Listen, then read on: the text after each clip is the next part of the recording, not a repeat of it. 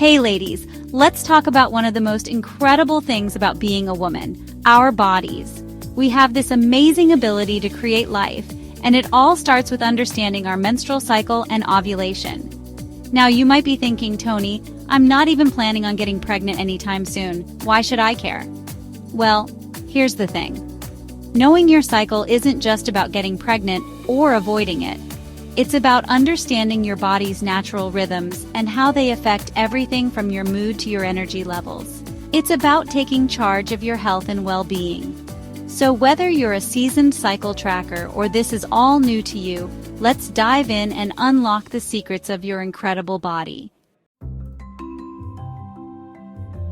First things first, let's break down some basic terminology.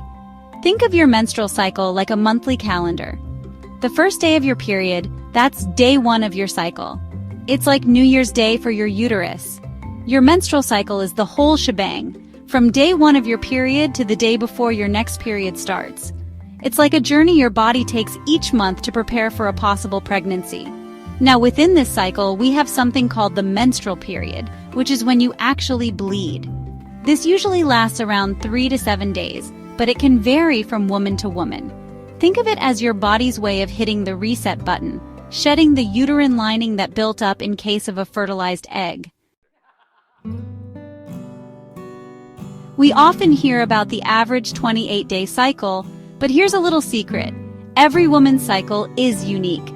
Just like our fingerprints, our cycles are different, and that's perfectly normal.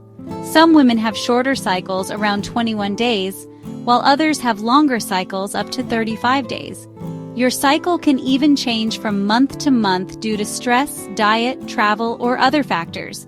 The key is to get to know your own personal cycle rhythm. Think of it like this. Your best friend might thrive on 8 hours of sleep, while you're at your best after 7. It's all about finding what works for you.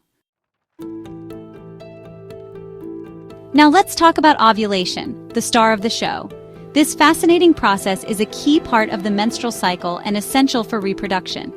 Ovulation is when one of your ovaries releases a mature egg, like a tiny little beacon of hope, ready to be fertilized.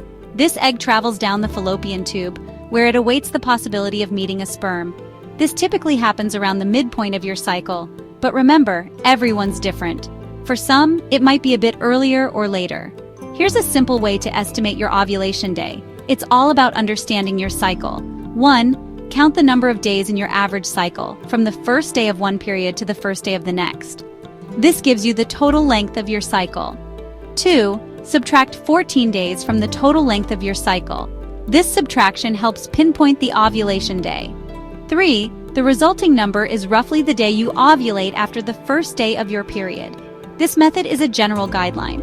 For example, if you have a 28-day cycle, you would subtract 14 days, meaning you likely ovulate around day 14.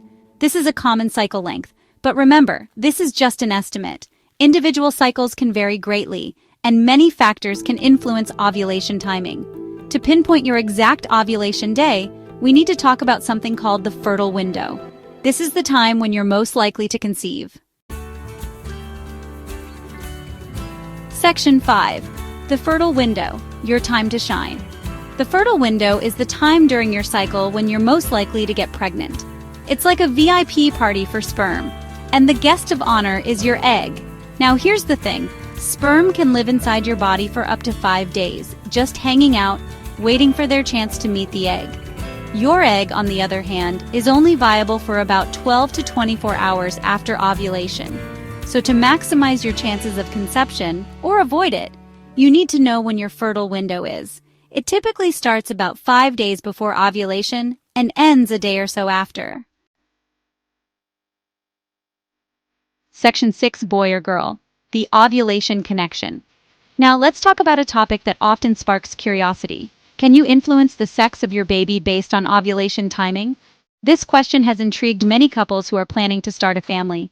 The short answer is, it's complicated. You see, there are 2 types of sperm, those carrying the X chromosome for girls, and those carrying the Y chromosome for boys. Each type of sperm has unique characteristics that play a role in this theory.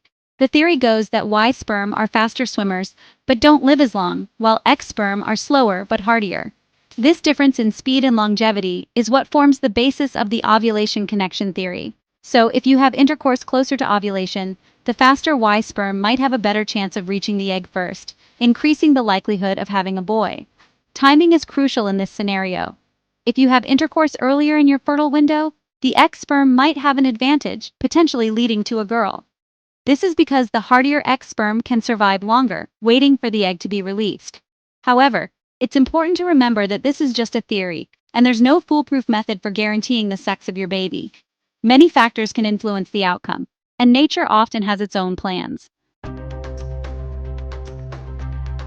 Section 7. Tuning into your body's whispers. Here's the empowering part. You don't need fancy equipment to track your ovulation. Your body gives you clues, like a secret language it's whispering. One of the most obvious signs is cervical mucus. As you approach ovulation, you might notice your cervical mucus becoming more abundant, slippery, and clear, like raw egg whites. This is your body's way of creating a slip and slide for the sperm to easily travel up to the egg. You might also experience a slight increase in basal body temperature, your temperature at rest, after ovulation. Some women feel a twinge of pain or cramping on one side, known as Mittelschmerz, which is German for middle pain. By paying attention to these subtle signs, you can become more in tune with your body's natural rhythms.